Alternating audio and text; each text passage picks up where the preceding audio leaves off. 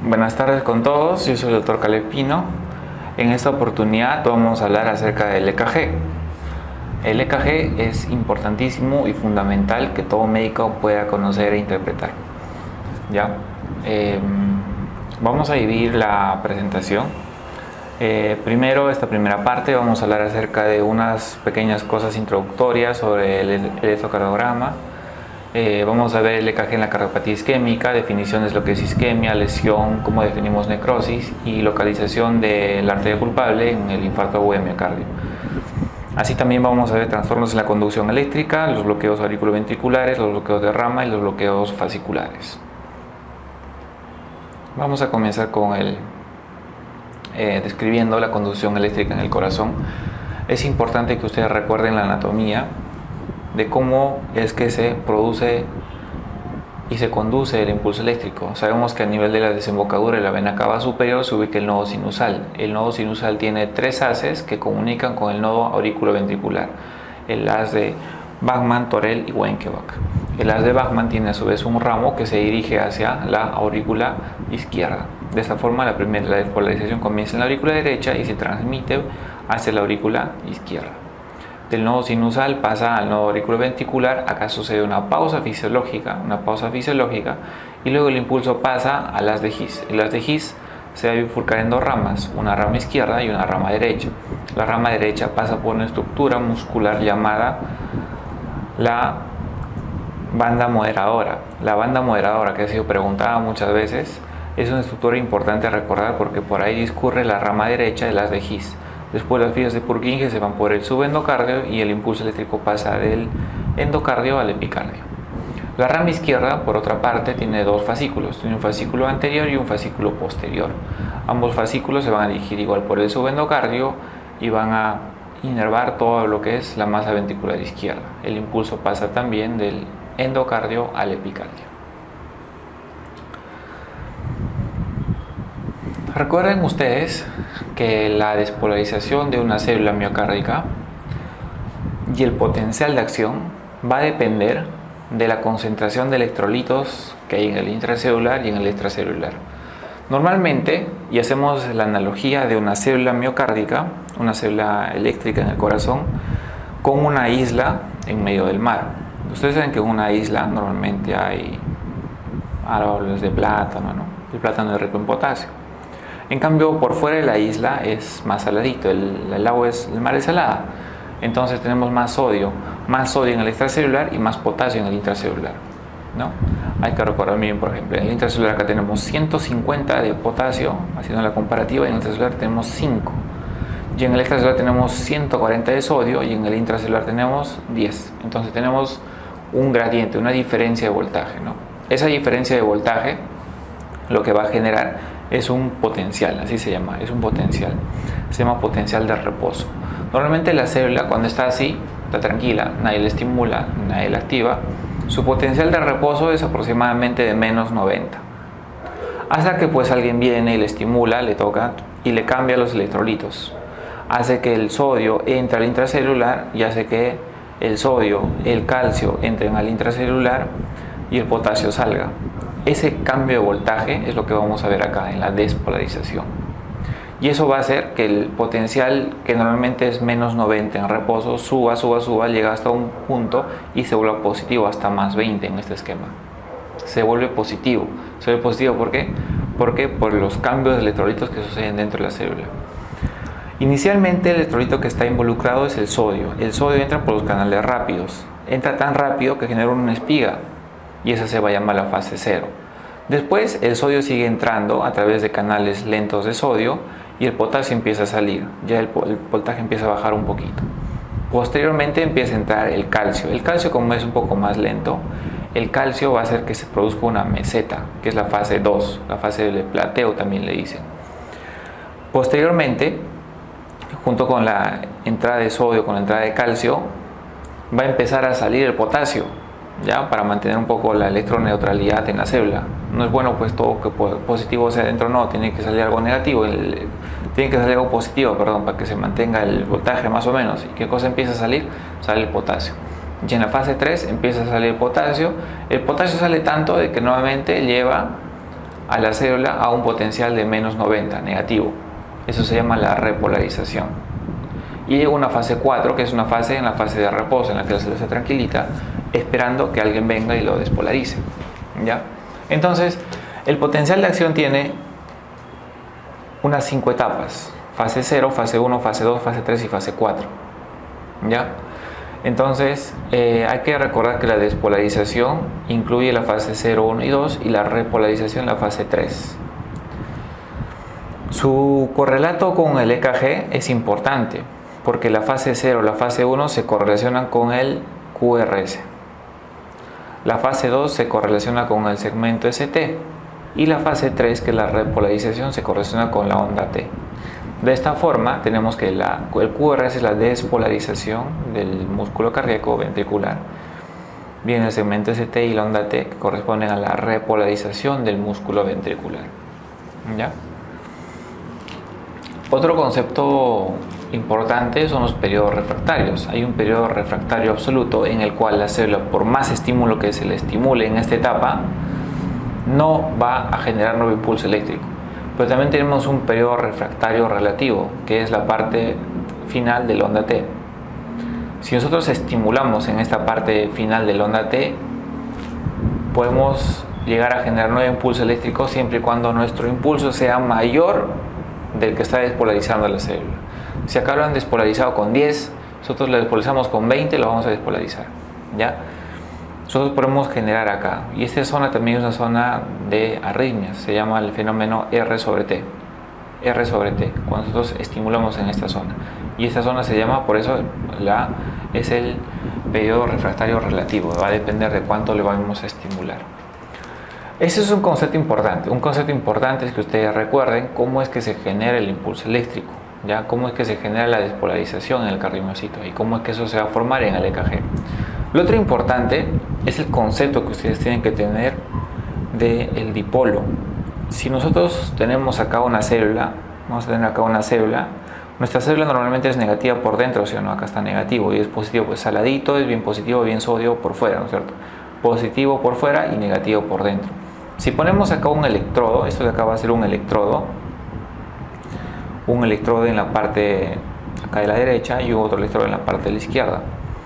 Vamos a empezar a estimular esta célula. Cuando empezamos a estimular, el impulso pues se va a dirigir desde la zona estimulada hacia la zona no estimulada, es decir, de izquierda a derecha.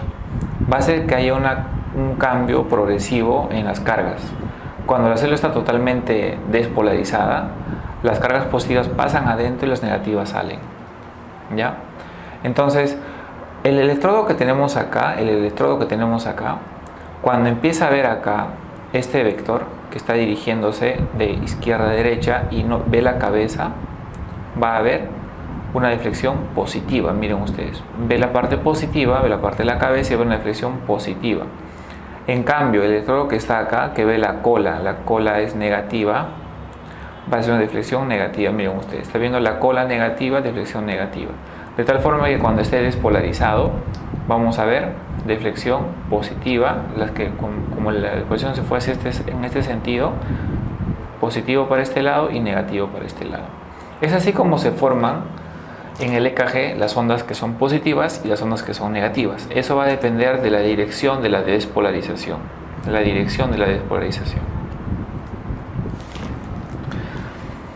Miren ustedes, acá vemos los fenómenos de despolarización y los fenómenos de repolarización.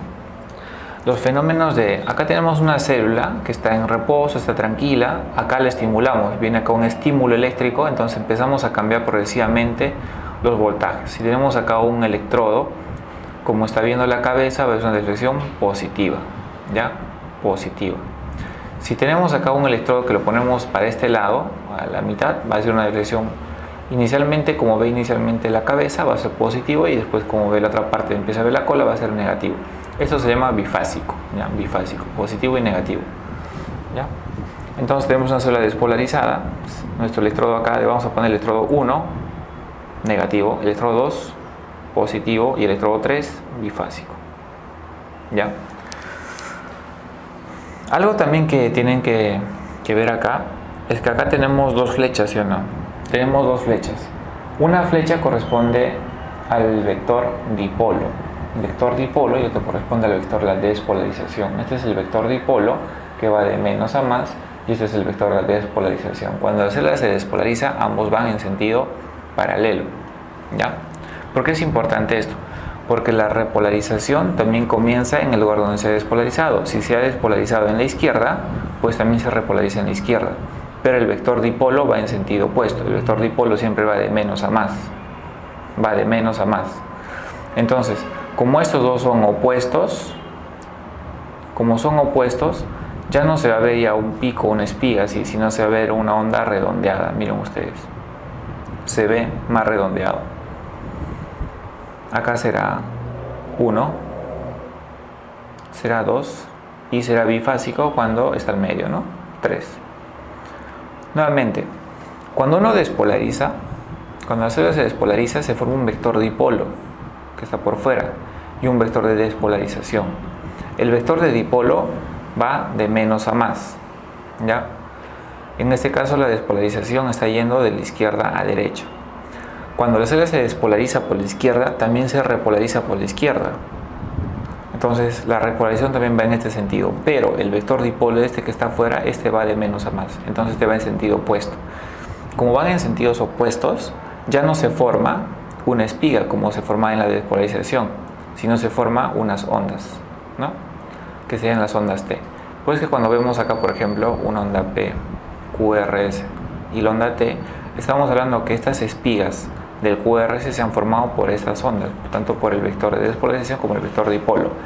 En cambio, la onda T se ha formado porque ambas están yendo en sentidos opuestos, ¿no? En sentidos opuestos.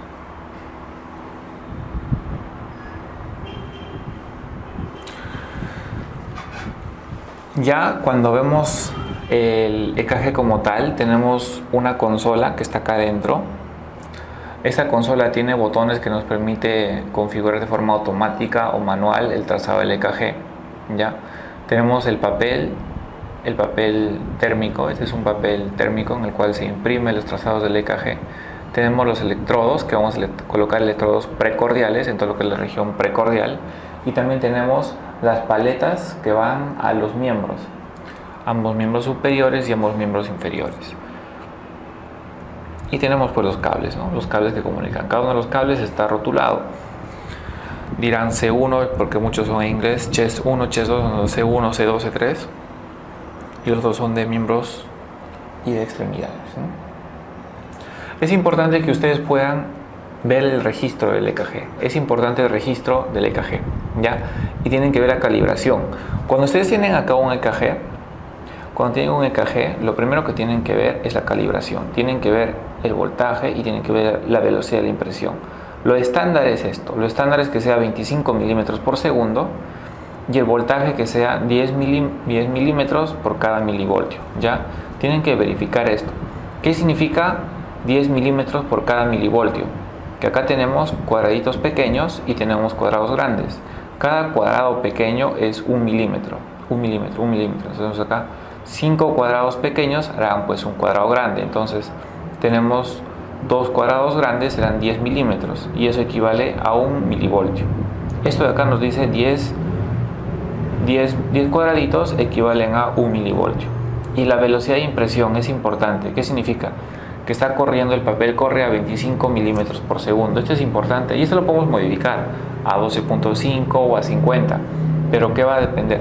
Si lo ponemos a una velocidad muy alta, por ejemplo lo ponemos a una velocidad de 25, nos va a parecer como que una bradicardia. Pero si lo ponemos a una velocidad muy baja, a 12.5, nos va a parecer que es una taquicardia. Entonces es importante y está estandarizado la calibración que tiene que estar acá. Entonces siempre fíjense ustedes, la calibración es lo primero que tienen que ver. Antes de interpretar el EKG tienen que ver la calibración. Ya. Vamos a recordar que los cuadraditos pequeñitos, 5 cuadraditos pequeñitos hacen un cuadrado grande, ¿ya?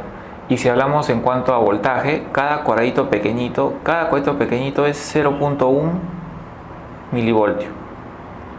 En cuanto a la altura, porque la altura es voltaje y abajo está la duración. Entonces, la duración de cada cuadradito pequeñito es 0.04 segundos. Acá está, pues, 0.04 segundos. Entonces 5 cuadraditos pequeñitos serán 0.2 segundos. ¿Ya? Igual lo mismo con el voltaje. 5 cuadraditos pequeñitos serán 0.5 milivoltios. Y si son 10 cuadraditos pequeñitos serán 1 milivoltio, que es la calibración. ¿Ya? Que es la calibración normal.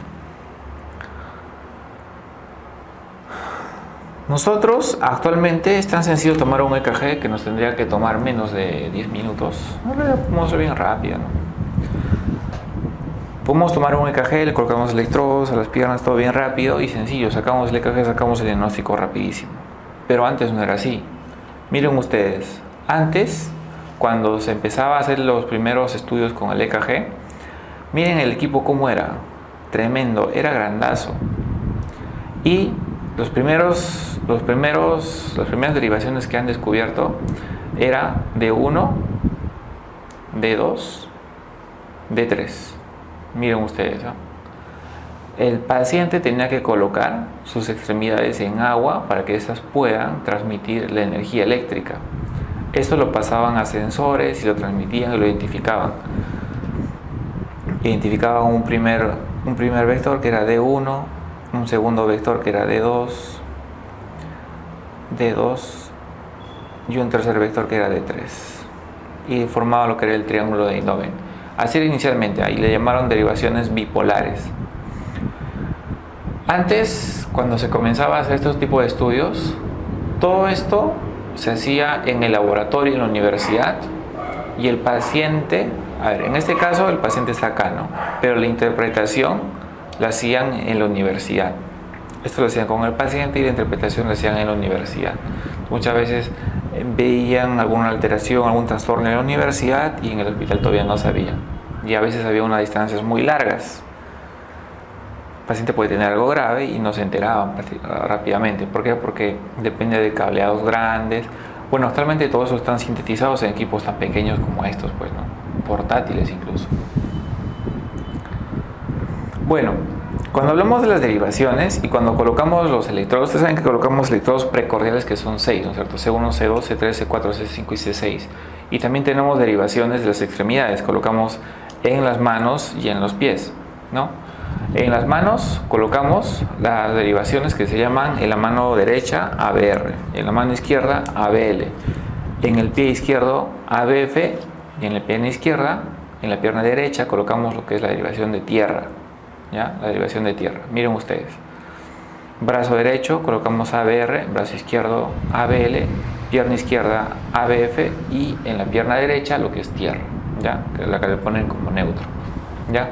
Entonces, estas derivaciones son las primeras que se han diseñado y les llamaron bipolares.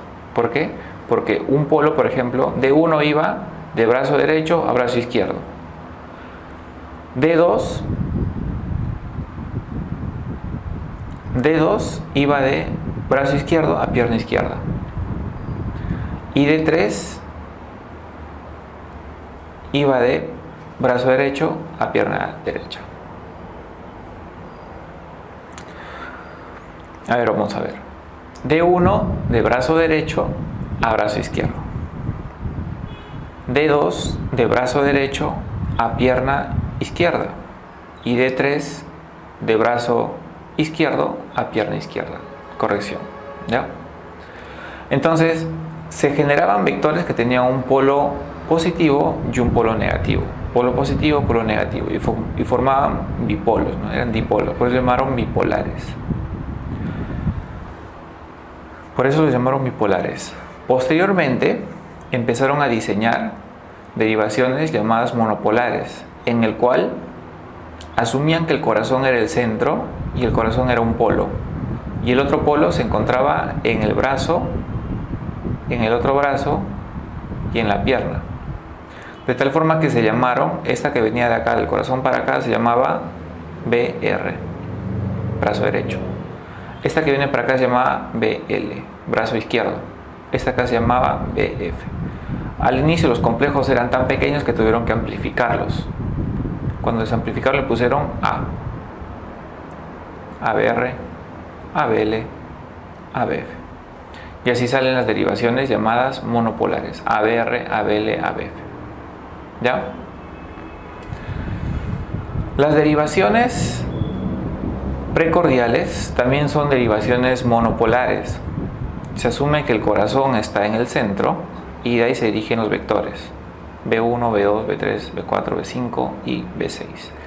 Las posiciones de estos vectores, de estos electrodos, son B1, cuarto espacio intercostal, línea paraesternal derecha.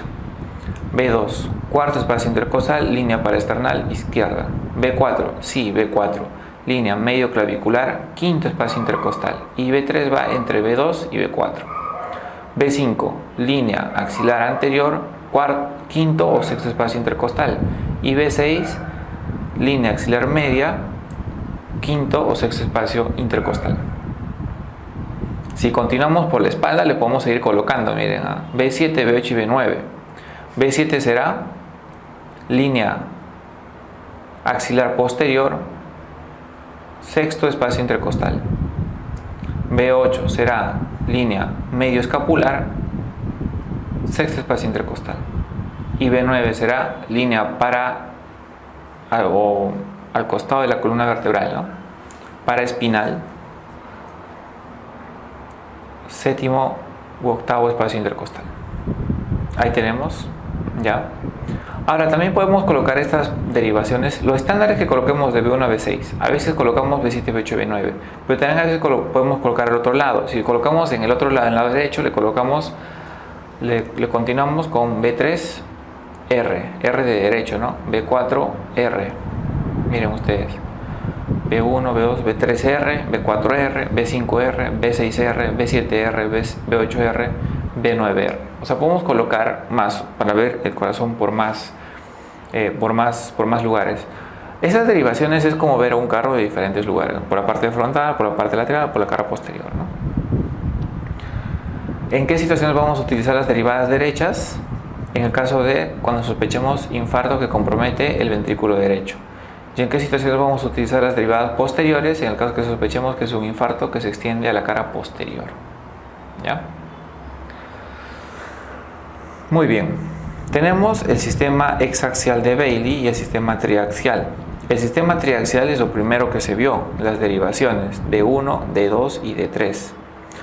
Y el sistema hexaxial es cuando a estas derivaciones le ponemos en el plano cartesiano junto con las derivaciones monopolares ABL, ABR, ABF. Entonces al final vamos a tener 6, ¿no? D1, D2, ABF, D3, ABR, ABL, ¿no?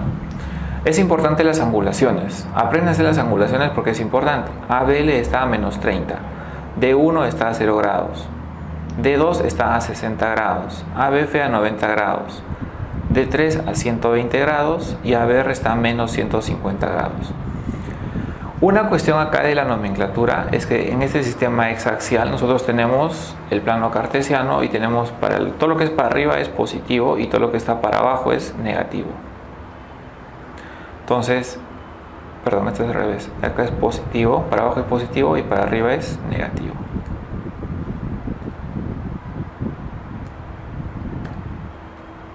Negativo. Por eso es que ABL es negativo y por eso es que ABR es negativo. En cambio, D2, D3 y ABF son positivos. ¿Ya? Esa es una clasificación. Incluso acá le ponen cuadrantes. Cuadrante 1, cuadrante 2, cuadrante 3 y cuadrante 4. ¿Ya? Importante, recomendación que sepan los ángulos, es importante. ¿Para qué? Para poder calcular el eje eléctrico del corazón. ¿Ya? Miren cómo se genera el EKG en el plano horizontal. Plano horizontal, plano vertical tiene que ver con las derivadas de los miembros. Plano horizontal o plano de las precordiales también llamadas, B1, B2, B3, B4. Recuerden que el centro es el corazón y se llaman derivaciones monopolares. Miren ustedes cómo se genera el impulso eléctrico. Cuando se origina el impulso eléctrico, ustedes saben que viene el nodo sinusal, haces internodales, nodo AB, haz de His, ramas de las de His y luego fibras de Purkinje. Pues cuando viene la despolarización sobre todo es en la masa del ventrículo izquierdo, la parte inicial que se despolariza es el septum. Primero es el septum, después es la pared libre y después vienen las bases. Así es normalmente. ¿Cómo se va a ver en el EKG? Miren ustedes. La parte que se despolariza inicialmente es el septum. Entonces las derivadas que ven la cabeza es positiva, se van a poner como deflexiones positivas, B1, B2, miren, deflexiones positivas. En cambio, las que ven la cola, B5, B6, van a ser deflexiones negativas. Seguimos despolarizando, polarizamos la pared libre del ventrículo izquierdo. Vamos a ver que como las derivaciones B1 y B2 ven la cola, van a ser una deflexión negativa, a diferencia de derivaciones que ven la cabeza, que van a ser una deflexión positiva. Y finalmente se despolarizan las bases se despolarizan. No está representado en este esquema, sino que acá de frente pasan a la repolarización. La repolarización va también en este sentido. Entonces, las que ven la repolarización tiene una, dado el vector dipolo y dado el vector de repolarización, que son en sentidos opuestos, ya no se van a formar espigas, sino se van a formar ondas, y son las que tenemos acá, y esa es la onda T. De este esquema no está tampoco clarificado, pero las aurículas generan las ondas P, ¿no es cierto? Y en B1 es algo característico que la onda P tenga dos segmentos. Normalmente la onda P en B1 es positiva y es negativa. Esto significa la aurícula derecha, que es la primera que va, y luego la aurícula izquierda. Ya es bifásica, acá lo vemos pequeñito, pero ahí está, en B1. Ahí tenemos cómo se va generando el impulso eléctrico. Inicialmente es bien negativo. ¿Por qué? Porque el vector principal se dirige hacia este lado, hacia el lado izquierdo. Y conforme va avanzando el EKG, conforme vamos acercando hacia la punta del corazón, el EKG va haciendo una transición y se va volviendo positivo. Tanto así que tenemos derivaciones de transición que son B3 y a veces B4. En este caso, en este ejemplo, sería B3 de transición, que son bifásicas. La onda R es bifásica. Cuando tenemos un complejo QR es bifásico, positivo y negativo. Debe ser porque está a 90 grados del vector de despolarización, a 90 grados. ¿Ya? Es una transición, normalmente tiene que haber una transición. Cuando no hay esa transición nos orienta hacia patología. Habíamos comentado sobre la repolarización, ¿no? La repolarización tiene un sentido opuesto, por eso se forman ondas. La despolarización tiene vectores en sentido paralelo, por eso se forman espigas.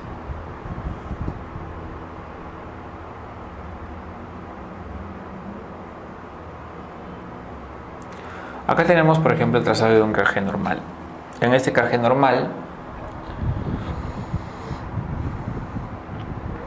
podemos ver que las ondas P siguen a un QRS. Las ondas P son positivas, bifásica en B1 y todas se siguen de un QRS. Eso se llama ritmo sinusal. Podemos ver la frecuencia cardíaca. La frecuencia cardíaca tiene que ver, pueden calcular si quieren con cuadrados pequeñitos usando 1500 entre el número de cuadraditos pequeñitos, o si quieren con cuadrados grandes 300 entre el número de cuadrados grandes. Entonces uno coge ER y coge ER. En este caso, ¿cuántos cuadraditos pequeñitos hay entre R y R? Acá estarían 5, 10, 15, 16, 17. Entonces sería 1500 entre 17. O si justo da para 3, si quieren cuadrados grandes sería un cuadrado grande, 2 cuadrados grandes, 3 cuadrados grandes y un poquito más, 3.2 cuadrados grandes. Entonces, de esa forma ustedes podrían tener la frecuencia cardíaca, ¿no?, del paciente. El eje eléctrico habitualmente lo vemos en las derivaciones 1 y ABF. Cuando ambas son positivas, el eje va a estar normal. Ambas son positivas, el eje va a estar normal. Y lo que después vemos son el crecimiento de cavidades, por ejemplo, las ondas P que no tienen que ser muy grandes ni muy anchas. Los complejos QRS tenemos que ver la transición adecuada que tengan las ondas T, el segmento QT. Eso lo vamos a ir viendo progresivamente conforme vayamos viendo la patología, ¿ya? Pero es importante, yo les había comentado lo primero, que ustedes se familiaricen con lo que es la calibración. ¿Cuál es la calibración normal? 25 milímetros por segundo y el voltaje es 10 milímetros por milivoltio. Ya, es la primera calibración que ustedes tienen que ver. Vamos a entrar a algunos temas de patología que es importante, ¿ya? Por ejemplo, acá tenemos la primera parte que es EKG en la cardiopatía isquémica, ¿ya? Conceptos iniciales que ustedes tienen que conocer: qué significa isquemia, qué significa lesión, qué significa necrosis, ¿ya? Isquemia es cuando hay un desbalance de oferta y demanda a nivel celular. Cuando el corazón demanda mucho, pero no hay suficiente aporte, por ejemplo, por aterosclerosis, va a haber una isquemia. Y la isquemia se va a manifestar en la onda T. La isquemia se manifiesta en la onda T. Cuando persiste la isquemia, ya empieza a haber injuria miocárdica, ya se empiezan a lesionar las células miocárdicas. Eso se llama lesión. Y la lesión se ve en el segmento ST. Lo podemos ver como un ST elevado o como un ST descendido. Ya, usualmente cuando el paciente, digamos, llega a la emergencia con un ST elevado, ya pasó por un periodo de isquemia y ya están sufriendo, ya están muriendo algunas células, ya, lesión ya. Si persiste la obstrucción coronaria y no se abre el vaso y las células persisten con isquemia, se lesionan, los siguientes que se van a empezar a necrosar, se van a empezar a morir. ¿Y cómo se traduce eso en el EKG? Con las ondas Q. ¿Ya? Con las ondas Q. Entonces, la isquemia puede ser una isquemia transmural, una isquemia importante en toda la pared. Ya habíamos dicho que la isquemia se va a ver en la onda T. O puede ser una isquemia que va por debajo del endocardio, que se llama subendocárdica. Cuando es transmural, también se llama subepicárdica, este es más importante, y se traduce como ondas T negativas. Ondas T negativas, de ramas simétricas, importante. ¿Ya? Ondas negativas. Por ejemplo, si esta es una derivación B5, vamos a ver T negativas en B5. ¿Y por qué se hacen negativas? Porque el vector de isquemia apunta hacia el subepicardio. El vector de isquemia apunta hacia el subepicardio. ¿Ya? Cuando la isquemia es subendocárdica, usualmente es menor la isquemia, porque solamente es la parte interna del corazón la que está alterada. Lo que se habla son ondas altas, ondas T altas, son las ondas T picudas, ¿ya? T picudas, altas, asimétricas, ¿ya? Cuando vemos la lesión, la enfermedad sigue avanzando, tenemos una isquemia que es subepicárdica, que es transmural. Cuando es transmural, el vector de lesión se dirige hacia la derivación. Entonces, vamos a tener, por ejemplo, si este es B5, vamos a tener ST elevado en B5, ST elevado en B5. Ya saben que la lesión tiene que ver con el segmento ST, cuando es subepicárdica. ¿Ya? Cuando la lesión o la injuria es subendocárdica, vamos a tener un infradesnivel del ST. Infradesnivel del ST. ¿Ya? Infradesnivel del ST es subendocárdica. ¿Cuál es de mayor envergadura? ¿Cuál tiene mayor miocardio comprometido? Pues la isquemia subepicárdica, o llamada también transmural. Y pues la necrosis cuando este fenómeno ya avanzó, no se abrió el vaso, no se le hizo un cateterismo adecuado, no se le hizo una trombolisis, persiste la isquemia, la lesión y luego se necrosa el tejido. Cuando se necrosa el tejido, ya no vamos a tener, esta zona ya eléctricamente ya es negativa, esta zona ya no genera ondas R. Entonces va a ser una zona como que blanca, que no genera impulso eléctrico, y lo vamos a ver como en el EKG como negativo, pues resultado negativo. Entonces eso se va a llamar las ondas Q.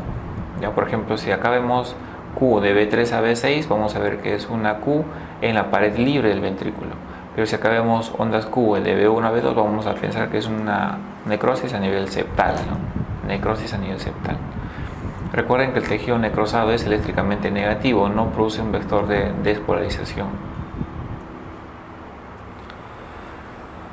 No todas las ondas Q que uno ve en el EKG termina siendo patológica. Hay criterios. Los criterios, por ejemplo, es que la onda Q sea mayor del 25% de la onda R. Calculamos la onda R, si mide 10, esto por lo menos tiene que ser más del 25%, más de 2.5. ¿Ya? Que acá parece que es 3. Otro criterio, que sea ancha, más de un cuadradito. Ustedes saben que un cuadradito es 0.04 segundos. Cuando la onda Q es ancha, también es indicativo de que sea patológica. O cuando tiene muescas, como esta, en la rama descendente.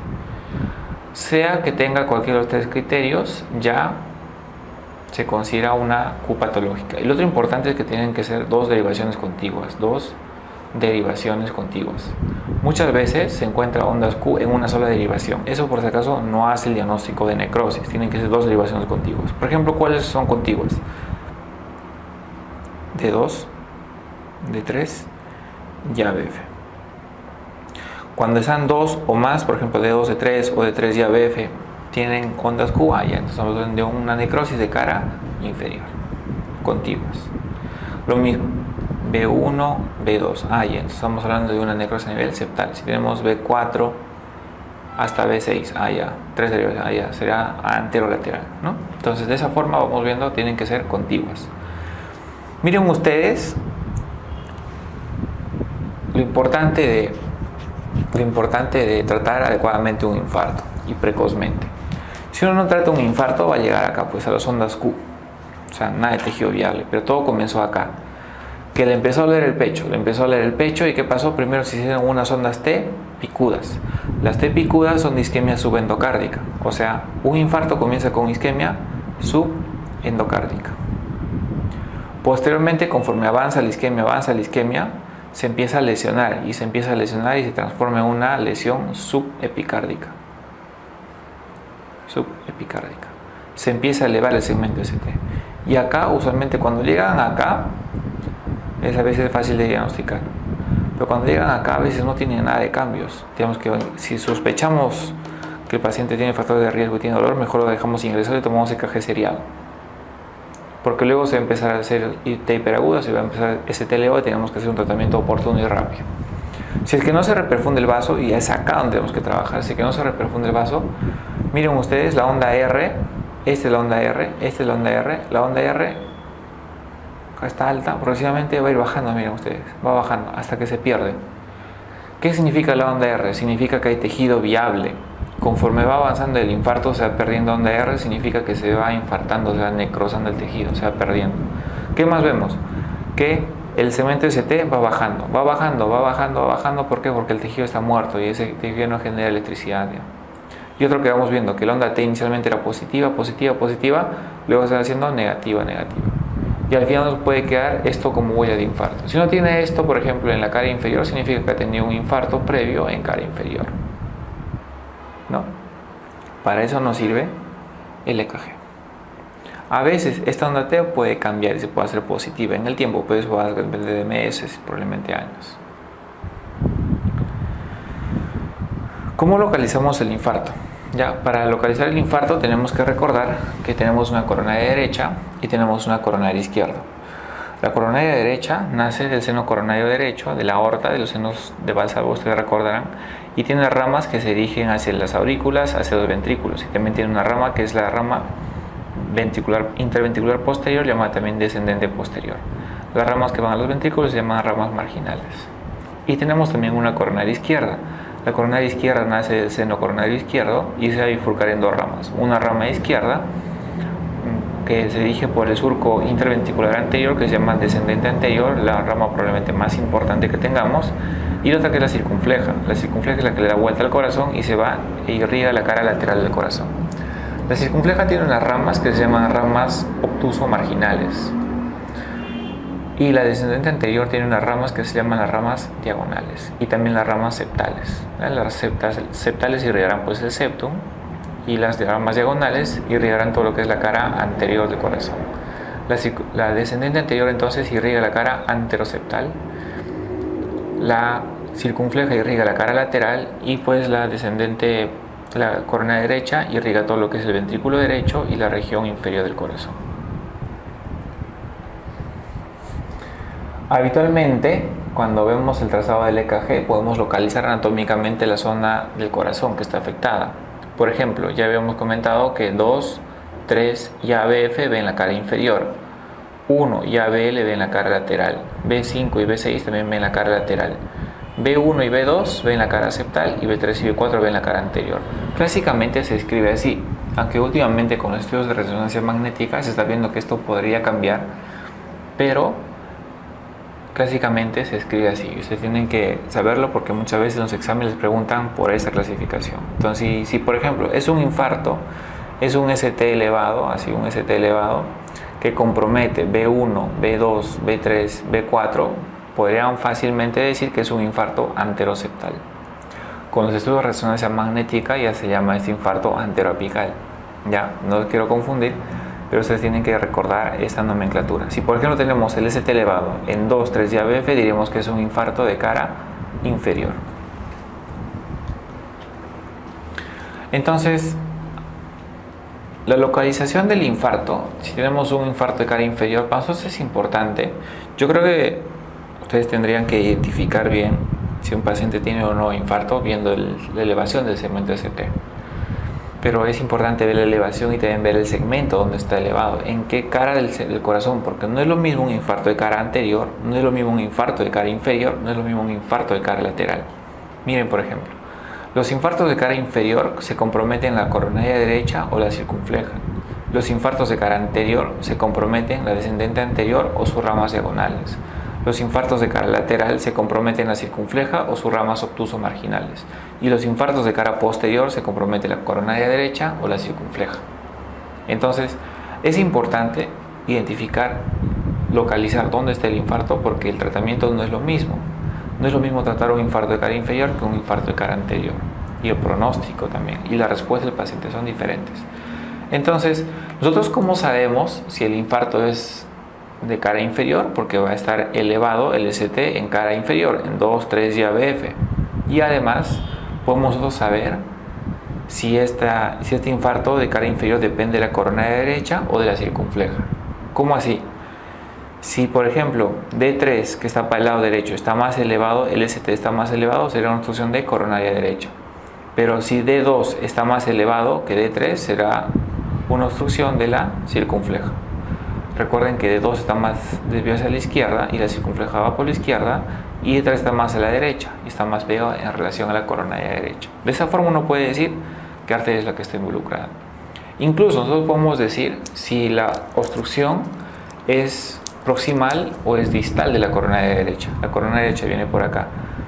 Ya sabemos, por ejemplo, cómo identificar un infarto de cara inferior, ¿no es cierto? Elevación del ST en 2, 3 ABF, y sabemos que la coronaria derecha cuando D3 es mayor que D2. Pero también podemos saber si la oclusión es proximal. Si la oclusión es proximal en el vaso o es una obstrucción distal. Una oclusión proximal sería acá, ¿no? Y una obstrucción distal sería acá.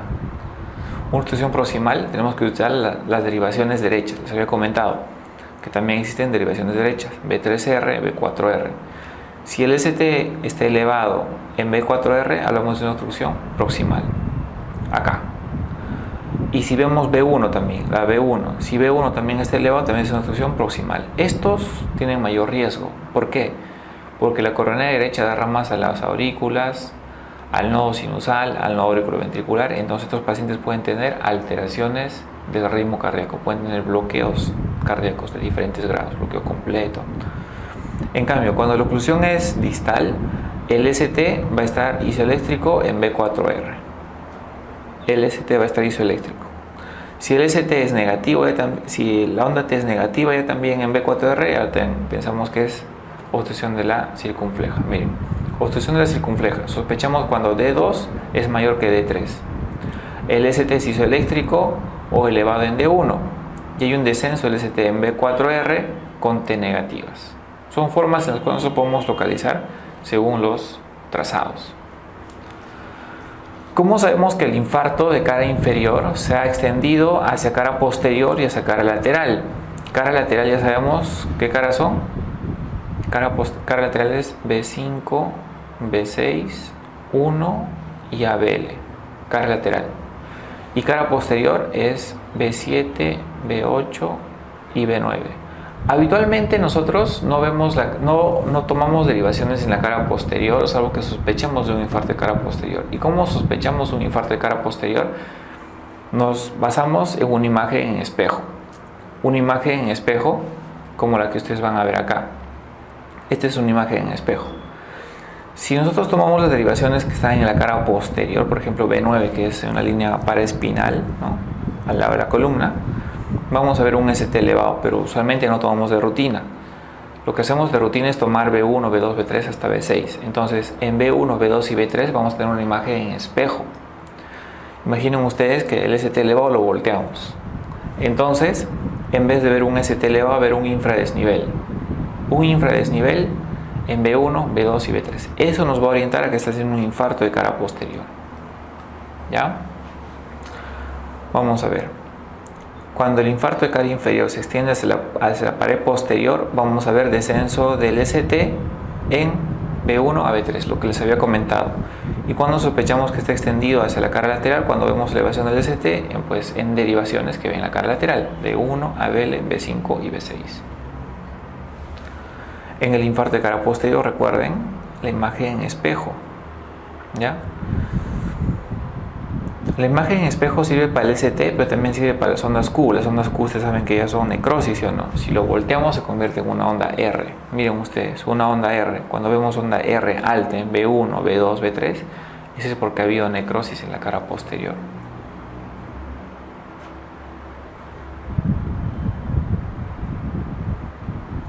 Miren, un ST elevado acá, supradesnivel, cuando es subepicárdico. Cuando es subendocárdico, es menor, hacemos un infradesnivel. Pero cuando el infarto es de cara posterior, vamos a tener un infradesnivel. Este infradesnivel, recuerden que es imagen en espejo y lo vemos de B1 a B3. No se olviden. Si ustedes ven infradesnivel de B1 a B3, sospechen que se hace un infarto y eso se trata como un infarto ST elevado. Pese a que está con infradesnivel, se trata como un infarto ST elevado. ¿Por qué? Porque si tomamos derivaciones posteriores, vamos a ver ahí recién el ST elevado.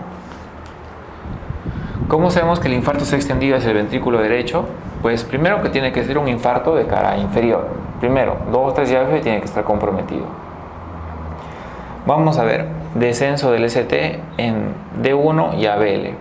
Y podemos tomar las derivadas derechas B3R y B4R y vamos a ver que hay un supradesnivel en B3 o en B4R. Y si no hay un supradesnivel en B4 o en B1, a veces vemos un supradesnivel también. Las derivaciones posteriores les había comentado, los estándares que coloquemos B1, B2 hasta B6, pero también B7, B8 y B9, en la línea axilar posterior, línea medio escapular y en la línea paraespinal también. B3R y B4R es lo mismo que poner acá, solamente que poner en el lado derecho. Y los usamos cuando sospechamos infarto de ventrículo derecho. Y estas tomamos cuando sospechamos infarto de cara posterior. ¿Ya? Miren acá, por ejemplo. Lo que ustedes tienen que ver es una imagen como esta. ST elevado. Acá viene el QR. El segmento ST se eleva y acá está la onda T. Todo esto es la elevación del segmento ST. Eso se llama ST elevado. Entonces, cuando ustedes ven un ST elevado, tienen que ver qué derivaciones están elevadas. Es importante. Acá, por ejemplo, D2, D3. ¿Dónde más hay? ABF. O sea, 2, 3 ABF es cara inferior, ¿sí o no? ¿Dónde más hay ST elevado? Vamos a ver acá. B4, B5 y B6. O sea, la cara lateral también está afectada, ¿no? ¿Qué más vamos a ver acá? Que así como hay zonas donde se eleva, hay también zonas donde hay infradesnivel. Eso es importante. Eso se llama cambios recíprocos. Es importante que ustedes evalúen y busquen cambios recíprocos porque algunas se elevan y otras se bajan. Eso es importante. Eso orienta mucho hacia un síndrome coronario. Acá, por ejemplo, hay infradesnivel en 1, infradesnivel en ABL. Acá también hay infradesnivel en B1, B2, B3. Y había mucho que cuando hay infradesnivel en B1, B2, B3, vamos a pensar en un infarto de cara posterior. Sería un infarto de cara inferior, posterior y lateral. Infarto infero-postero-lateral. Y ahora nos preguntan, ¿de qué arteria es la que está obstruida? Entonces ya saben ustedes que para ver qué arteria está obstruida vemos D2 y D3. Si D3 está más comprometida que D2, más elevada que D2, será coronaria derecha. Caso contrario, si D2 está más elevada que D3, será circunfleja. En este caso, D3 está más elevada, entonces es una coronaria derecha. Muy bien, es una coronaria derecha, pero ¿qué más? Si es una coronaria derecha, tenemos que tomar derivadas derechas. Y acá están las derivadas derechas. B3R, B4R, B5R. Si B4R tiene supradesnivel, es una obstrucción proximal de la coronaria derecha. Es una obstrucción proximal de la coronaria derecha. Y ustedes también viendo B1 y ABL, si hay infradesnivel, también nos orienta que es una obstrucción proximal. Cuando la obstrucción es proximal, hablamos de un infarto infero-posterolateral con extensión al ventrículo derecho. Es decir, que está con un compromiso muy importante, ¿ya? Compromiso muy importante. Los infartos de cara anterior son también infartos importantes porque la mayor masa del ventrículo izquierdo está irrigada por la arteria descendente anterior. Los infartos de cara anterior dependen de obstrucción a nivel de la descendente anterior. Hay que recordar que la coronaria izquierda tiene un tronco corto y ese tronco se bifurca en una rama descendente anterior y una rama circunfleja. La descendente anterior es la que nos interesa. Cuando hay obstrucción, por ejemplo, a nivel de la descendente anterior proximal, bastante músculo cardíaco está en riesgo. Cuando es en el tercio medio es menos la cantidad y cuando es en la zona apical más distal es mucho menos la cantidad. Entonces nos interesa, por ejemplo, saber cuándo está haciendo una obstrucción bien proximal. ¿Por qué? Porque eso significa pronóstico. ¿Ya? ¿Hay formas de verlo por EKG? Sí hay formas de verlo. Entonces puede ser a nivel proximal, acá, a nivel medio, acá, o a nivel distal, acá. ¿De qué va a depender? De unas ramitas llamadas septales y unas ramitas llamadas diagonales. Cuando es proximal a las dos ramas se llama proximal. Cuando es distal a las dos ramas se llama distal. Cuando es entre las dos se llama media. Miren, por ejemplo, cuando es una obstrucción proximal, la peor de todas, que puede comprometer todo el músculo cardíaco, miren, el vector de lesión acá se dirige hacia arriba. Entonces, D2, D3 y ABF van a ser negativos. Buscamos. ABF, D3 y D2 van a ser negativos. Muy bien. ABR va a estar positivo. ABL también. ¿Por qué? Porque están viendo la cabeza del vector. ¿Dónde está? ABR positivo, ABL positivo. Allá. Muy bien. ¿Y qué más vamos a ver? Las derivadas precordiales, porque los precordiales hablan de la cara anterior, ¿no? Si es bien proximal a la septal, todo va a ser como B1 ve la cara septal, todo desde B1 hasta arriba, hasta el fondo va a ser B1, B2, B3 hasta B4, miren, B1, B2, B3, B4, ¿no? Y la parte lateral hay usualmente un infradesnivel, ¿no? Ese es, ¿no? El vector, es importante el vector. Acá, por ejemplo, es una obstrucción de la descendente anterior tercio medio, porque está entre la rama septal y entre la rama diagonal. Cuando hay esta obstrucción, el vector cambia de localización. La cabeza va a estar para este lado, entonces ABL y 1 van a tener supradesnivel. ABL y 1 van a tener supradesnivel. En cambio, 3 y ABF van a tener infradesnivel. 3, ABF y 3 van a tener infradesnivel. ABR puede que es infradesnivel, ABR puede que tenga infradesnivel porque está viendo la cola, ¿no? O sea, ABR infradesnivel. Y después tenemos que las precordiales. Las precordiales van a estar supradas, como es por debajo de la septal, B1 va a estar respetado, pero las demás van a estar supradas, miren cómo se supra. Casi todo se supra, casi todo se supra. A estos les llaman infartos anteriores extensos. Hay otra variante cuando es tercio medio, que es cuando hay un nacimiento anómalo, de la diagonal nace antes que la septal y el trazado va a ser diferente. En este caso el vector se dirige hacia abajo. Es poco frecuente. Y la otra es la DEA distal. La DEA distal, miren ustedes, distal a las dos arterias, a la septal y a la diagonal. El vector se va a dirigir hacia abajo. Entonces 2, 3 y ABF van a estar suprados. Miren, ABF 2 y 3 van a estar suprados. ABR va a estar con infradesnivel, ¿no? 1 y ABL pueden estar suprados cuando ven la cabeza, ¿no? Si ABL está viendo más la cola, va a estar con infradesnivel, ¿no? Y el ST elevado, ¿no? El ST elevado que compromete, como es distal a la septal, va a ser el primero, B1 va a estar normal. Y a partir de B2 empieza a suprar. DEA distal. Estos son básicamente vectores. Muchas cosas en el EKG son vectores.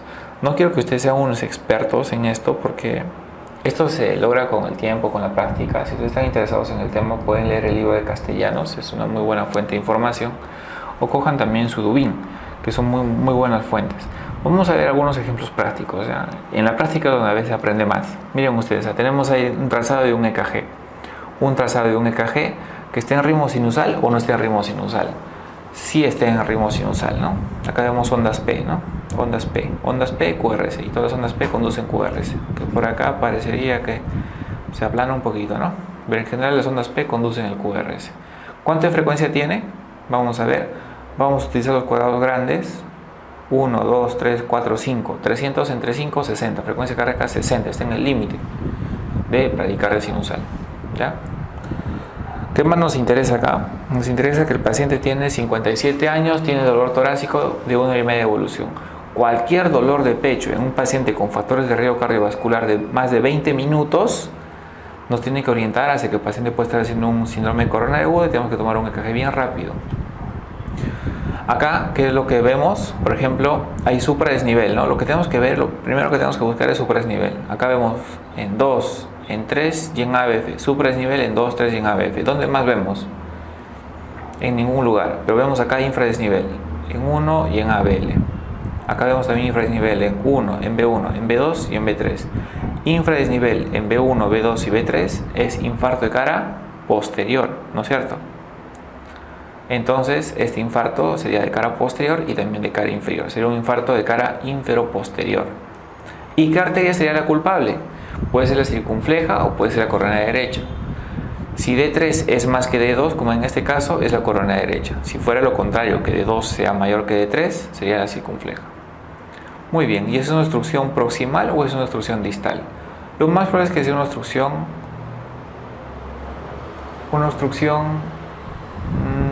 más o menos tercio medio, tercio distal, porque cuando es proximal, B1 está suprado, y en este caso no está suprado B1.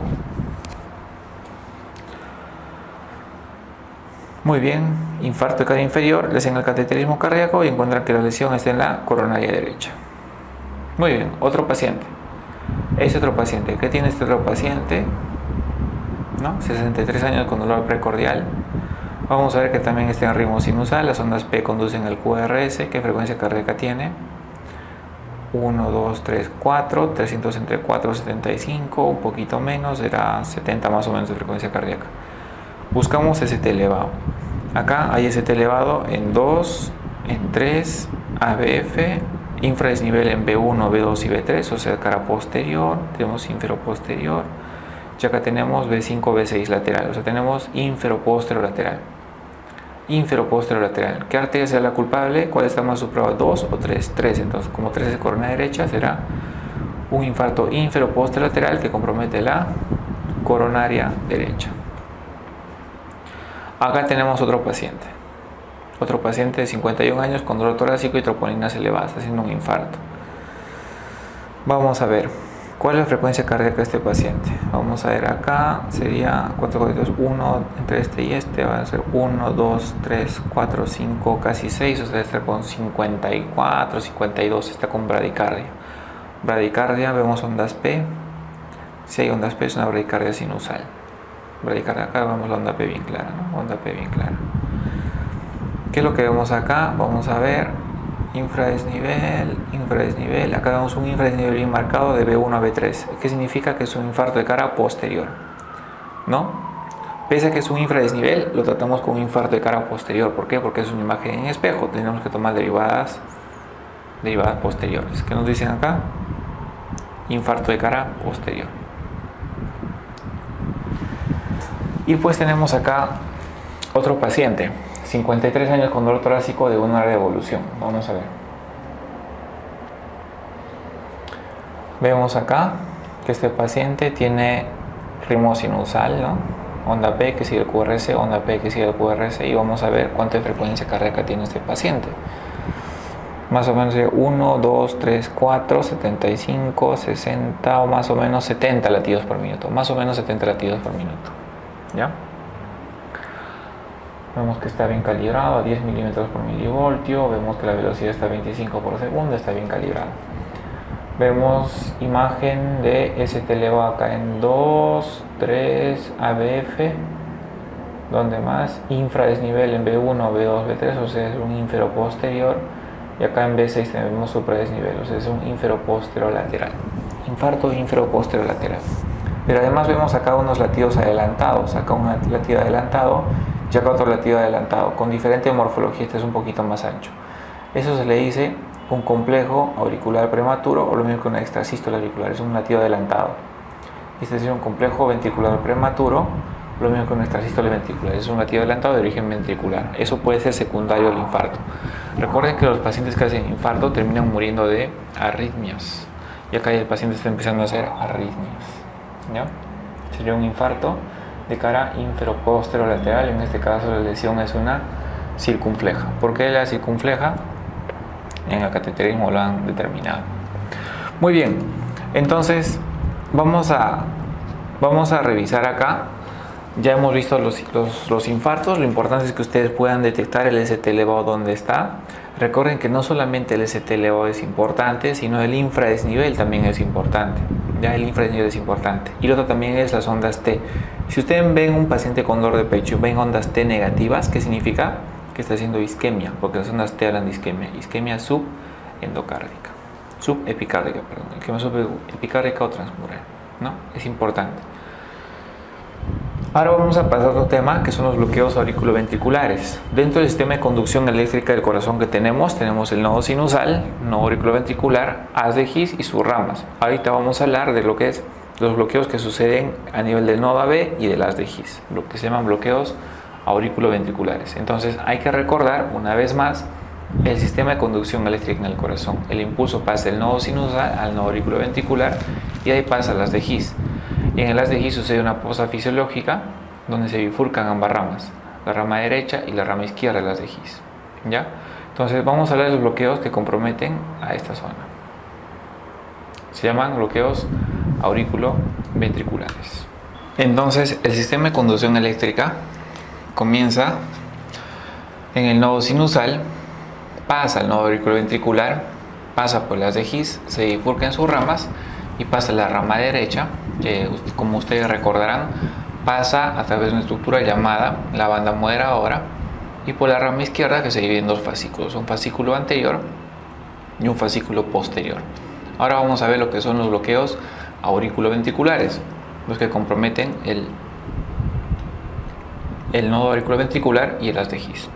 Entonces vamos a ver bloqueos de primer grado, en el cual hay un enlentecimiento de la conducción auriculoventricular.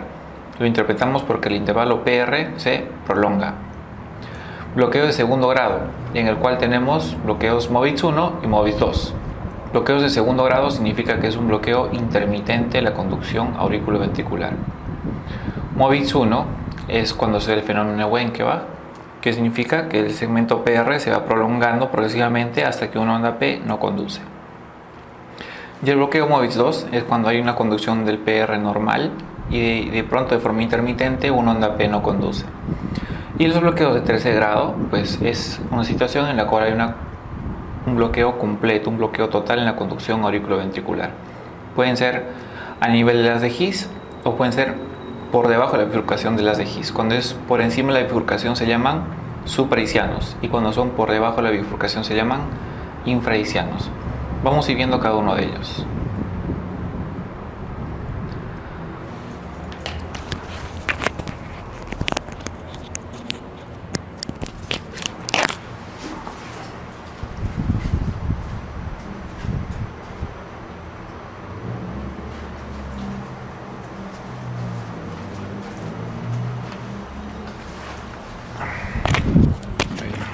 Ahora sí, sin interrupciones. Ya. Bloqueo AB de primer grado. Bloqueo AB de primer grado, recuerden que es un enlentecimiento en la conducción auriculoventricular. Se manifiesta por un PR alargado. Normalmente tenemos acá en el EKG la onda P, el QRS y la onda T. Esta se llama la onda T, este es el segmento PR. La unión de la onda con el segmento se llama intervalo, sería el intervalo PR.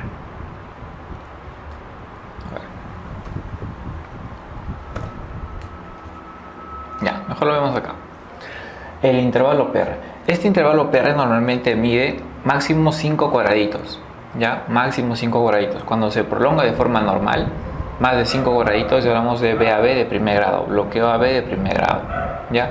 En este caso, por ejemplo, en este ejemplo, vamos a ver que mide 8 por 0,4, 0.32 segundos, o lo mismo que 320 milisegundos.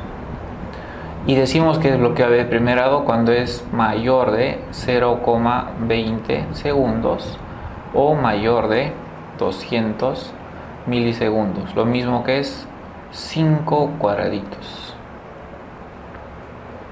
Ya, en este caso son 8 cuadraditos. Entonces este paciente tiene un bloqueo AB de primer grado. ¿Ya? El bloqueo AB de segundo grado puede ser MOVIX 1 o puede ser MOVIX 2. MOVIX 1 es cuando hay un bloqueo intermitente. El PR se empieza a prolongar de forma anormal hasta que una onda P no conduce. En cambio, el MOVIX 2 en adelante es cuando el PR está normal y de pronto no conduce una onda P intermitentemente.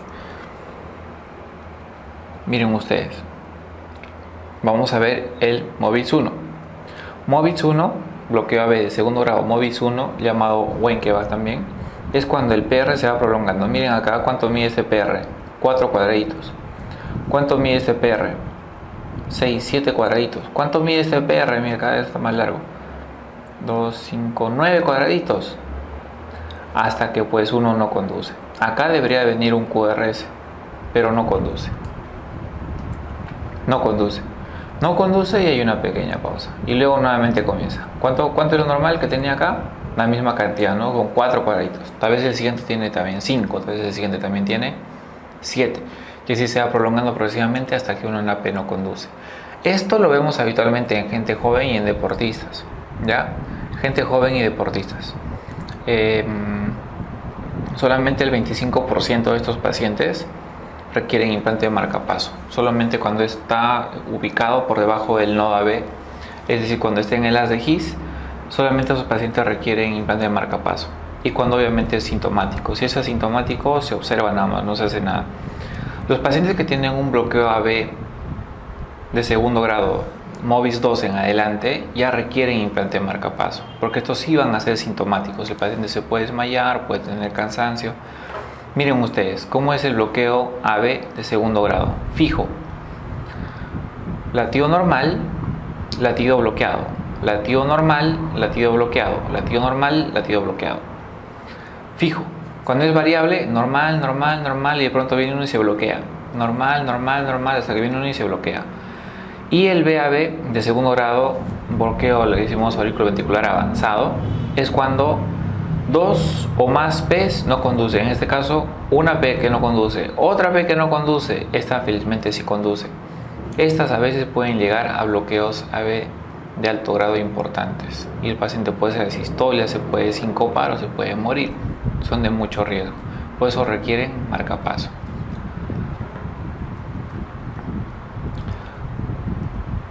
Estos bloqueos de segundo grado usualmente están ubicados por debajo del nodo auriculoventricular y son indicaciones frecuentes de marcapaso definitivo. Miren, este es un marcapaso definitivo. Los bloqueos de tercer grado suceden cuando hay una disociación, un divorcio, cada uno va por su lado, las aurículas van por su lado y los ventrículos van por su lado. Entonces vamos a tener ondas P, que ustedes saben, la onda P corresponde a la despolarización auricular. Onda P, onda P, onda P, onda P, onda P y onda P. Y tenemos QRS por su lado. QRS acá, QRS acá, QRS acá, QRS acá, QRS acá. No hay una secuencia, ¿no? A QRS, se desaparecen mis QRS, QRS, QRS. No hay una secuencia del PR. Va por su lado. Uno cuando evalúa el EKG, onda P por su lado, onda QRS. Eso significa disociación auriculoventricular, bloqueo AB de tercer grado. Estos requieren pues implante de marcapaso en miocardio, de implante de marcapaso, ¿no? Definitivo. Pueden ser supraisianos cuando el bloqueo está ubicado por encima de la bifurcación acá, o infraisianos cuando están ubicados por debajo. Y estos que están ubicados por debajo son más frecuentes. ¿Cómo lo diferenciamos? Una forma, por ejemplo, práctica es según el QRS. Si el QRS es ancho, estamos hablando de que su ubicación es infraisiana, pero si el QRS es estrecho, estamos hablando de una ubicación más supraisiana, ¿ya? Estos son los más frecuentes. Usualmente tienen menores frecuencias cardíacas, 30, 40. Y estos tienen un poquito más de frecuencia cardíaca. Tendrán pues unos 50, 60 latidos por minuto. Entonces miren ustedes, los bloqueos AB supraisiano, por ejemplo, es estrecho, ¿sí o no? Estrecho. E infraisiano es ancho. Entonces, ¿cómo se define el bloqueo de tercer grado? Porque las aurículas están disociadas. Aurícula acá, aurícula acá, aurícula acá, aurícula acá. Bueno, vamos a ver si lo más bonito, ¿eh? Aurícula, aurícula, aurícula, o mejor así. Aurícula, aurícula, aurícula, aurícula. Y el ventrículo, ventrículo, ventrículo. No tienen relación. De hecho, miren, la onda P cada vez cae en la onda T, cae en el QRS, cae donde sea. A ver, acá vamos a averiguar. Acá. Onda P, onda P, onda P, onda P, onda P, onda P, onda P. Y así. Acá la onda P está metida en la onda T, pues no la ven. Acá está antes del QRS, acá está después del QRS, acá está dentro del QRS, acá está antes del QRS, acá está en la onda T, acá está antes del QRS. O sea, está independiente y acá los ventrículos igual. Una característica es que tiene que ser regular. Regular los ventrículos y regular las aurículas. De esa forma ustedes pueden diagnosticar un bloqueo AV de tercer grado. Les había comentado que puede ser supraiciano o infraiciano, eso es importante. Miren, la frecuencia del infraiciano es más baja, 20 a 40, y del supraiciano de 40 a 60. Del infraiciano, que es el más frecuente, vemos QRS ancho y el infraiciano QRS estrecho. Y es importante la respuesta a la atropina. Los infraicianos no responden a la atropina, los supraicianos sí. Entonces, si no responden los infraicianos a la atropina, que es lo más frecuente, ¿qué es lo que se debe dar? Isoproterenol. Lamentablemente no hay en el Perú isoproterenol y te terminamos dando atropina, pero la atropina no es bueno dar en ese tipo de bloqueos porque eso puede producir arritmias peores. Vamos a ver acá algunos ejemplos. Vamos a ver algunos ejemplos. Entonces, este paciente, por ejemplo, tiene una frecuencia cardíaca. Vamos a ver frecuencia cardíaca. 1, 2, 3, 4, 5, 6. Sería 300 entre 6, más o menos 50, un poquito menos, tal vez 48, 49 tiene frecuencia cardíaca. ¿Ya? Tiene frecuencia cardíaca baja, menos de 60 frecuencia cardíaca baja. ¿Es sinusal o no es sinusal? Vamos a ver. Cuando es sinusal significa que todas las ondas P conducen a un QRS. Onda P, QRS, onda P, QRS. Acá esta onda P no conduce a un QRS, no conduce, esta no conduce a QRS. No es sinusal, está bloqueado el paciente. ¿Cómo saben que está bloqueado? ¿Qué tipo de bloqueo puede tener? A ver, vamos a ver. Acá vamos a ver que la onda P está acá y la otra onda P está acá. Si no ven una mosquita acá, acá está. La otra viene acá. La otra viene acá. La otra viene acá. La otra viene acá. La otra viene acá y así. ¿Ven? Hay una cierta secuencia, ¿no? Acá se ve una pequeña mosquita. Ahí está. La onda P está yendo por su lado. Y el QRS por su lado, por su lado, por su lado, por su lado. Acá sucede una irregularidad. Latido adelantado. Y sigue yendo a la misma frecuencia. Es un bloqueo completo. El paciente está con bloqueo completo. Pero aparte de esto, es importante que ustedes puedan ver que miren acá hay elevación del ST. 2 tiene elevación del ST, 3 tiene elevación del ST, AF tiene elevación del ST. Acá hay, ¿qué más hay? Infradesnivel en B2 y en B1. En 1 ya ven. Entonces, ¿qué significa? Que el paciente tiene aparte un infarto de cara inferoposterior. Tiene un infarto y asociado tiene un bloqueo. Debe ser una obstrucción bien proximal. Tiene un infarto y tiene un bloqueo. ¿Cómo sabemos si es derecha o izquierda? Ya habíamos visto, si D3 es mayor que D2, debe ser corona derecha, una corona derecha proximal con bloqueo. Este tipo de pacientes son pacientes graves.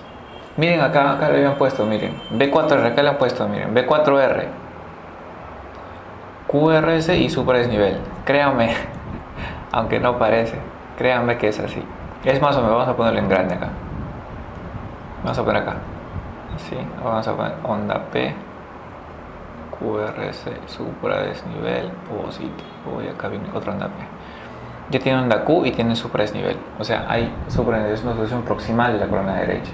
Este es un bloqueo de tercer grado, ¿no? Tercer grado es cuando la onda P va por su lado y cuando el QRS va por su lado. Este es un paciente asintomático de 40 años de edad. Paciente asintomático de 40 años de edad. Vemos primero que es un ritmo irregular, ¿sí o no? ¿Cuál es la frecuencia de base? A ver, la frecuencia de base es acá. Será 300, 150, 100, 75, más o menos 80, esa es su frecuencia de base. Pero por momentos es irregular. ¿Y por qué se hace irregular? Esto que ustedes ven acá es una onda P que no conduce. Acá igual se repite onda P que no conduce. Acá también una onda P que no conduce. Vamos a ver qué es lo que está pasando. A ver, acá vemos el PR de un tamaño. Acá vemos el PR que se va prolongando. Acá vemos el PR más largo y acá vemos mucho más largo el PR. ¿Se van dando cuenta? Y acá una onda P que no conduce. ¿Cómo se llama eso? Eso se llama el fenómeno de Wenckebach. Fenómeno de Wenckebach. O bloqueo AB Movitz 1. Ahora vamos a ver si se repite luego. Pequeño, se va prolongando, se prolonga más hasta que una onda P no conduce.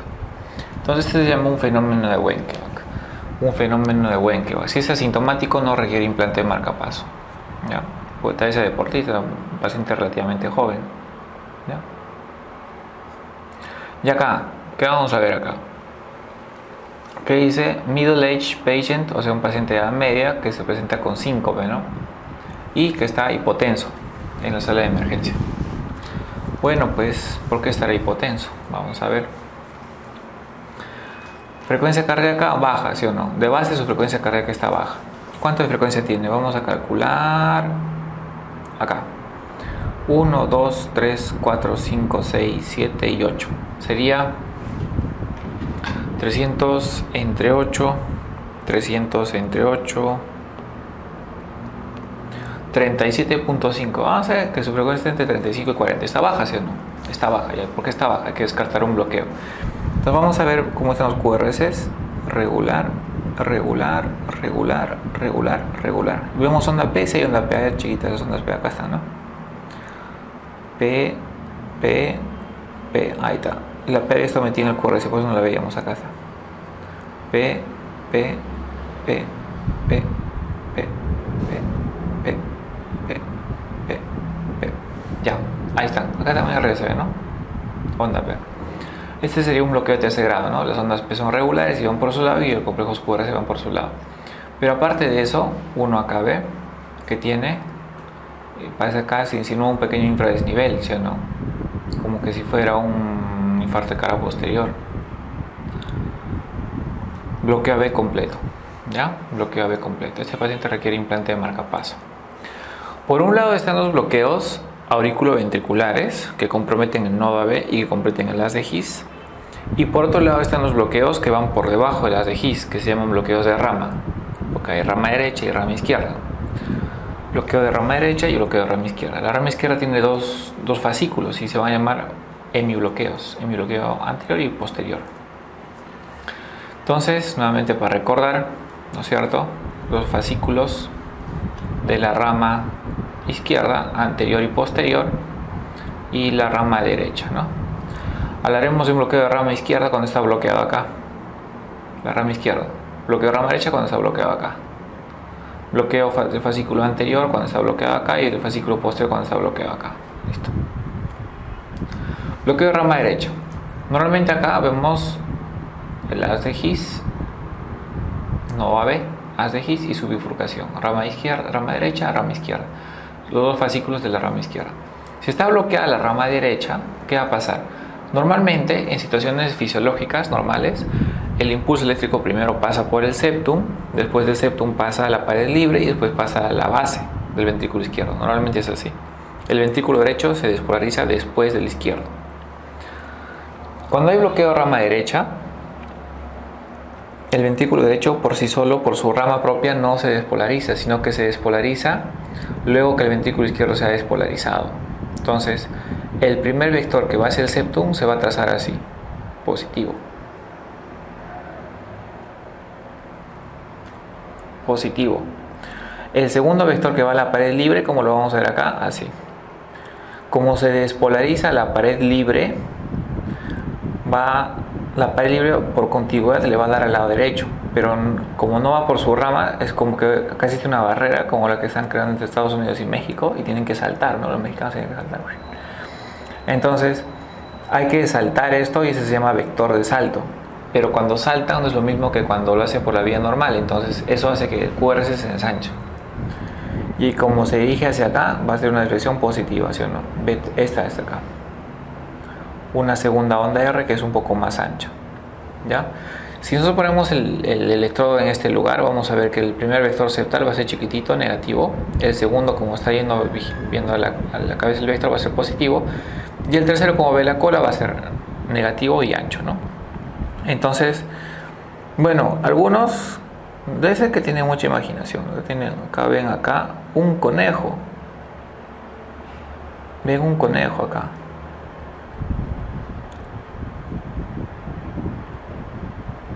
¿Ya? Ven un conejo. Acá ven un conejo, miren. ¿Ya? Patrón en conejo, pues.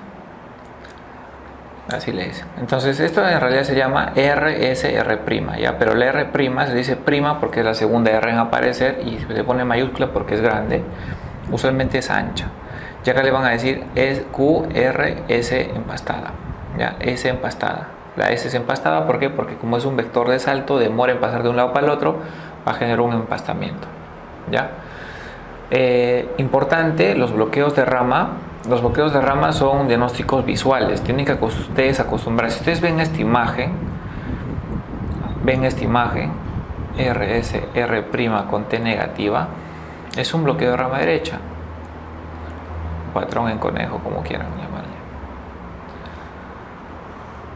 ¿Ya? Patrón de bloqueo de rama derecha. Acá tienen los diagnósticos. No los quiero saturar con teoría. Quiero que sean prácticos. En el ejercicio, en la práctica es así, miren ustedes, un patrón de bloqueo de rama derecha. RSR' con T negativa. En B1, incluso en B2 se puede ver. Y en B5 y B6 se ve una imagen opuesta. QR alta con una S empastada. Esta S empastada corresponde al vector de salto, ¿no? Miren acá. RSR' con T negativa. Pero acá el QRS es estrecho, a diferencia de acá que el QRS es ancho. Cuando el QRS es estrecho y tiene imagen de bloqueo, vamos a llamar bloqueo incompleto. Y cuando el QRS es ancho y tiene imagen de bloqueo, le vamos a llamar bloqueo completo. ¿Ya? Pasamos a la rama izquierda. Si bloqueamos esto, vamos a ver que el impulso eléctrico va a tener que pasar por el lado derecho. Pasa por el lado derecho y cuando se despolarice el lado derecho, recién va a pasar al lado izquierdo. Y como acá hay una separación o hay una barrera, la barrera que pone Donald Trump entre Estados Unidos y México, los que quieren pasar tienen que saltar, pues, y eso se llama vector de salto. Es igual, hay un vector de salto que hace que el impulso eléctrico pase del lado derecho al lado izquierdo. ¿Ya? Entonces, vamos a ver todo a nivel de vectores y vamos a ver cómo se traduce eso en el EKG. Entonces, vector 1, el vector 1 se va hacia el ventrículo. Entonces va a ser como estamos viendo acá la parte negativa, así la flechita, parte negativa, negativo, pues a veces puede ser positivo si el vector se dirige hacia este lado, ¿no? Positivo, pero chiquito porque es el ventrículo derecho. Luego, a través del vector de salto se despolariza el septum, la pared libre y las bases. Todo es un tremendo vector grueso, gordo, que va a dirigir la despolarización. Como este vector para este electrodo es negativo, se va a hacer una deflexión negativa. Pero en B6, en B5, B6, esa deflexión va a ser bien positiva. Entonces, al final vamos a tener un complejo QRS que va a ser QS nada más, QS, o va a ser una RS, o una onda R bien alta. Pero la característica es que son anchas, ¿no? Son anchas y son empastados. Son anchas y la onda T va en sentido opuesto al QRS. Acá un poco de teoría. Ustedes tienen la diapositiva, los pueden revisar. Miren acá, por ejemplo, bloqueo en este EKG. R y una onda S bien grande con una T positiva. Incluso miren acá que el segmento ST se eleva, ¿sí o no? El segmento ST se eleva. Algunos pueden sospechar que se está haciendo infarto, sobre todo si tienen dolor de pecho, ¿no? Es un diagnóstico diferencial del infarto de miocardio, el bloqueo de rama izquierda. B1 y B2 vemos así. Y B5 y B6 vemos así.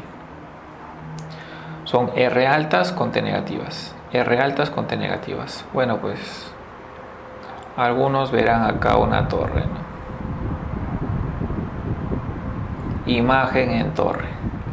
Imagen en torre en B5 y B6 corresponde a bloqueo de rama izquierda. Imagen en conejo corresponde a bloqueo de rama derecha. Miren acá, ¿no? QS, una QS con ST elevado y tiene T positivo. Y acá en D1 ya vele que también ven cara lateral el patrón en torre, ¿no? una onda R alta con un empastamiento, o sea, es como muescas, ¿no? Con T. La onda T va en sentido opuesto, ¿no? Acá también es imagen, pero menos típica, que es lo más típico. ¿Ya? Y finalmente vamos a ver los bloqueos fasciculares. Los bloqueos fasciculares solamente son del lado izquierdo, porque la rama izquierda tiene un fascículo anterior y un fascículo posterior. ¿Ya? Entonces podemos hablar del bloqueo del fascículo anterior. En este caso, este fascículo está bloqueado y el impulso va a pasar por el fascículo posterior. Pasa por el fascículo posterior, se despolariza esta zona y después va a ser igual, un vector de salto y va a pasar acá, a este lado, al lado izquierdo. Entonces el vector grande se va a ir hacia el lado que está bloqueado y el vector pequeño hacia su despolarización normal. Si uno va a ver acá en la cara inferior, por ejemplo, en la cara en 2, 3 y ABF va a haber un pequeño vector inicial positivo y un segundo vector negativo que corresponde al vector de salto. ¿Ya? Y si uno pone acá la derivación en 1 y ABL, va a haber un primer vector negativo, que es el que está viendo acá, y un segundo vector positivo. ¿Ya? Cuando uno ve estos patrones, uno habla de que es un hemibloqueo anterior izquierdo. Más aún cuando el eje está desviado hacia la izquierda. Estas imágenes son también son diagnósticos visuales. Ustedes tienen que acostumbrarse, acá está un poco de teoría, ustedes tienen que acostumbrarse a ver. EKG es mucha memoria visual. Cuantos más vean, rápido van a identificar las cosas. Por ejemplo acá, yo les decía, en cara inferior, en 2, 3 y ABF, RS, RS, RS. Y la imagen opuesta en ABL, QR, QR en ABL. ¿Por qué? Porque miren que el vector principal está yendo hacia la zona bloqueada. En cambio, el vector normal se va hacia la zona normal. Cuando hablamos del hemibloqueo posterior izquierdo, hablamos de la imagen opuesta. Casi igual, pero la imagen opuesta. Si se bloquea acá la rama posterior, el impulso va a ir por la rama anterior, va a despolarizar esta zona sana y se va a trazar en 1 y ABL una onda R pequeña, que es lo normal, ¿no? Pero después, como esta zona se va a despolarizar por un vector de salto, se hace más ancho, más grueso, más grande. Entonces, como acá 1 y ABL están viendo la cola del vector, va a ser deflexión negativa. ¿Ya? Y como acá de 2, 3 y ABF están viendo la cabeza del vector, va a ser deflexión positiva. Solamente son vectores, solamente es manejo de vectores y saber que la cola es negativa y la cabeza es positiva. Nada más, el eje va a estar desviado hacia la derecha, ya es opuesto al anterior. Acá tienen un poco de teoría y miren acá, cara inferior, 2, 3 y ABF, QR, QR, QR. ¿Por qué? Porque el vector está yendo hacia abajo, pues esa cara inferior. Y en 1 y ABL es RS, RS. ¿Por qué? Porque el vector está yendo hacia la cara inferior va a ser más positivo y lateral 1 y ABL van a ser más negativos. ¿Ya? A veces se puede hablar de bloqueos bifasciculares o trifasciculares. Bifascicular, por ejemplo, es el bloqueo de rama izquierda más un hemibloqueo, puede ser anterior o posterior. Y trifasciculares es cuando hay bloqueo de rama derecha, hemibloqueo anterior y hemibloqueo posterior. Prácticamente es un bloqueo completo, ¿sí o no? Prácticamente todo se bloquea. Así es. Acá, por ejemplo, vamos a ver, este paciente tiene imagen de conejo, ¿no? Nuestro conejo está acá, ¿sí o no?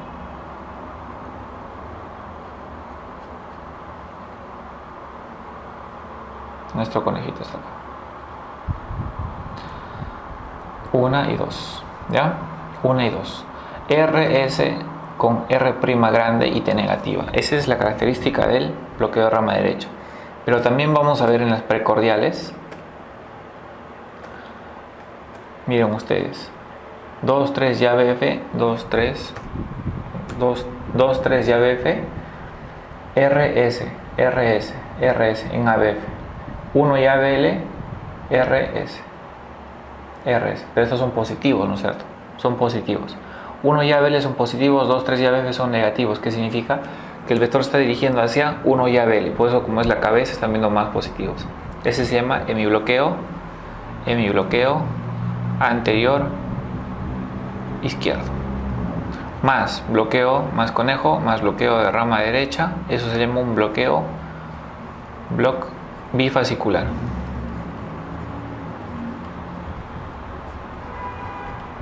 Son los bloqueos bifasciculares.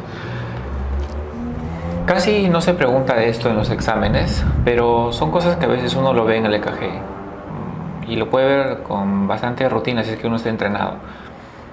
Ya, en la siguiente clase vamos a ver un poco más lo que son las arritmias. Ya, vamos a ver crecimiento de cavidades, cómo se ve crecimiento de aurícula, cómo se ve crecimiento de ventrículo y algunas misceláneas más. Eso va a ser para la siguiente clase. Repasen estos temas. Si ustedes pueden leer libros de EKG, léanlos. Es importante. Muchas veces no es la primera que se aprende. Nosotros sabemos bastante EKG porque pues todos los días veremos unos 5 o 10 EKGs, otra vez más, hasta 20 EKGs, todos los días. Entonces uno se entrena pues. Y como está años ya metido en eso, se le hace más fácil. Y recomendación, si ustedes quieren aprender este tema o están interesados en cardiología, revisen todos los EKGs que puedan, revisen, todos los EKGs que puedan, revisen, porque uno va aprendiendo de esa forma. Y claro que una vez que tengan una sospecha, un diagnóstico, a uno que tiene más experiencia le preguntan, ¿qué le parece este EKG? Y les va a decir, sí, ¿es esto o no es esto? Ah, ya. Muchas gracias, hasta que el día de hoy conmigo, será hasta la siguiente oportunidad.